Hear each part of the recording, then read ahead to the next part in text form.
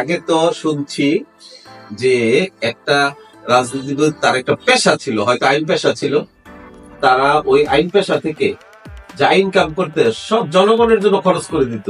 হয়তো কারো এই যে যেমন শোনো, ক্যাপ্টেন মনসুর আলী সাহেবের কথা শুনছি যে উনি তৎকালীন সময় 2000 টাকা ইনকাম করতেন, যেটা আজকে 2 লাখ টাকার মতো।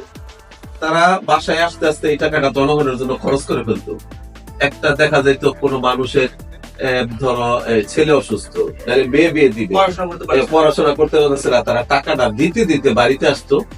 সন্ধ্যার সময় যখন বাজারে যাইতো, অফিসে বসতো, দেখা যায় যে তার বউর কাছ থেকে 100 টাকা আবার দাম নিয়ে আসতো। আমি এটাও শুনছি এরকম হয়েছে। এইরকম ধরো, কিন্তু আজকে আমাদের দেশের জন্য, এই দেশ তো সুন্দর, কিন্তু আমাদের কিছু মানুষ লোভের কারণে, তাদের মনটা একবারে কুৎসিত। আমাদের দেশের মানুষ, আমাদের নেতৃত্বের কারণেই তো আজকে